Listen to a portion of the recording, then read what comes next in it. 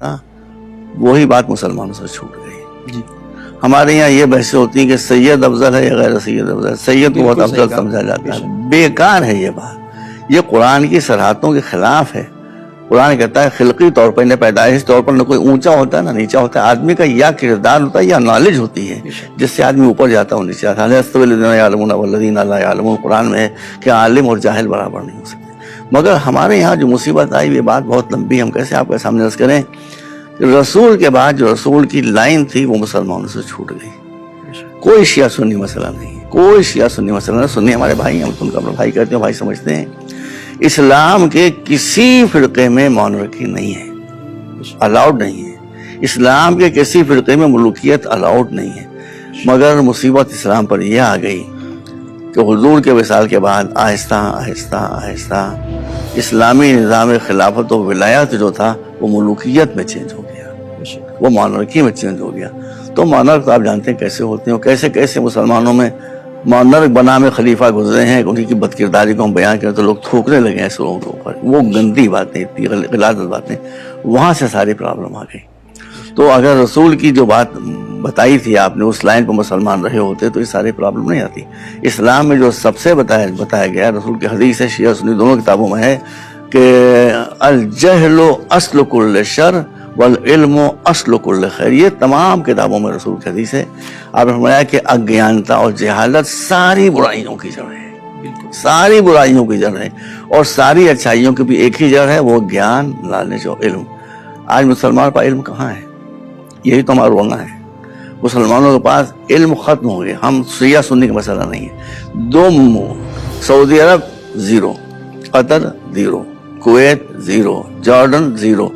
جس اسلامی ملک کا نام لیں ایجوکیشن میں زیرو. صرف دو ملک ہیں کہ جو ایجوکیشن میں کام کر رہے ہیں. اتفاق کیا, خوش قسمتی کی بات ہے, ایک سنی ملک ایک شیعہ ملک. ایک ملیشیا جہاں مہاتیر محمد نے ایجوکیشن ریولوشن لائے, انہوں نے جو ٹوٹل بجٹ تھا اس کا 50% کر دیا خالی ماڈرن ایجوکیشن کے لیے. اس کا اثر آپ دیکھیے ملیشیا میں کیا ہو گیا. اور دوسرے ایران میں اس وقت ایجوکیشن کا بہت عروج ہے, بہت ترقی ہے. اور اس وقت ایرانی سائنٹسٹ اور مختلف سائنسز میں ایران کے جو اسکالرز ہیں, ہم آپ کو بتانا چاہتا ہوں کچھ عرصے پہلے 3-4 سال پہلے ہم گئے تھے ونڈزر کینیڈا میں. تو ہمارے سامنے ونڈزر ٹی وی کے اوپر ونڈزر یونیورسٹی کے جن لوگوں نے پی ایچ ڈی کیے تھے ان کے نام آ رہے. آپ کو حیرت ہوگی سن کے, ہم نے دیکھا اس کو اچھی طرح سے کہ ونڈزر یونیورسٹی میں 48 بچوں نے پی ایچ ڈی کی تھی. ان 48 میں 35 ایرانی تھے. یہ آپ غور کیجیے ذرا سا. اسی لیے دیکھیے جس کے پاس ہم بھیا ہم نہ شیعہ ہیں سنی ہے, ہم تو پہلے انسانیت کی بات کرتے ہیں. دیکھیے جہاں علم آئے گا اس کو غلام نہیں بنایا جا سکتا. آج کچھ ملک ایسے ہیں کہ جو سب کچھ دے رہے ہیں اپنی رعایا کو مگر ایجوکیشن نہیں دے رہے ہیں.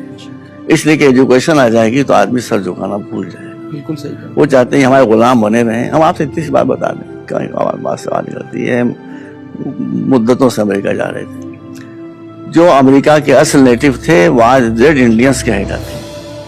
ان کی حالت جا کے آتی تھی. ان کے لیے شراب جو ہے وہ فری ہے. جس دکان سے چاہے جتنی بوتلیں خریدیں, پی جائیں, نہائیں, دھوئیں, جو چاہے کریں. کیوں؟ وہاں کے لوگ چاہتے ہیں نشے میں پڑے رہیں تاکہ ان کو کبھی یہ خیال نہ آنے پائے کہ ہمارا ملک کے لوگوں نے چھین لیا, اب ان سے ہم دوبارہ چھینیں. یہ بہت بڑی بات ہے. تو جہاں انسان کو دیکھیے جس طرح شراب کا نشہ ہوتا ہے بیٹا, اس طرح مذہب کا بھی نشہ ہوتا ہے. بالکل صحیح کہا. اسی طرح مذہب کا بھی نشہ ہوتا ہے, اسی طرح دھرم کا بھی نشہ ہوتا ہے. دھرم کا نشہ بھی انسان کو پاگل بنا دیتا ہے, مذہب کا نشہ بھی انسان کو پاگل بنا دیتا ہے. اسی لیے مولا علی نے فرمایا ہے, ہمیں بات تلخ ہو جاتی ہے, اسی لیے مولا علی نے فرمایا ہے کہ ہر ایک دھارمک انسان کے دھرم پر یقین نہ کرو, پہلے یہ دیکھ لو کہ وہ دھرم میں ایب نارمل تو نہیں ہے. واہ بس, اگر وہ ایب نارمل ہے تو وہ دھارمک نہیں ہے, وہ خالی شو ہے. جیسے ترکاری آتی, بھنڈی آتی ہے, جو اصلی بھنڈی ہوگی اس کا رنگ اتنا گہرا سبز نہیں ہوگا, جتنی رنگی بھی ہوتی ہے اس کا رنگ زیادہ سبز ہوتا ہے. تو اسی طرح سے جو لوگ دھارمک رنگے بھی ہوتے ہیں وہ زیادہ دکھائی دیتے ہیں دھارمک, ان کے اندر کچھ نہیں ہوتا ہے, انہیں سے دھرم جو ہے بدنام ہوتا ہے. بہت خوب, بہت اچھی وضاحت کی ڈاکٹر صاحب آپ نے. حقیقت بھی ہے. اور جس طریقے سے دیکھا جائے ڈاکٹر صاحب, زیادہ تر جو ممالک ہیں ایران میں ماڈرنٹی کے ساتھ ساتھ جو اسپریچول جو چیزیں دکھتی ہیں کہ وہاں پر جو علمی نالج وہ بھی ہے لوگوں کو. اور ایران حقیقت میں ایک ورڈ ہے کہ ایجوکیشن, جس کے سلسلے سے کہا جاتا ہے کہ اگر علم حقیقت میں آدمی جان لے کہ صحیح علم کیا ہے تو बहुत कुछ इस दुनिया में कर सकता है। डॉक्टर साहब, जी। एक सवाल हमारा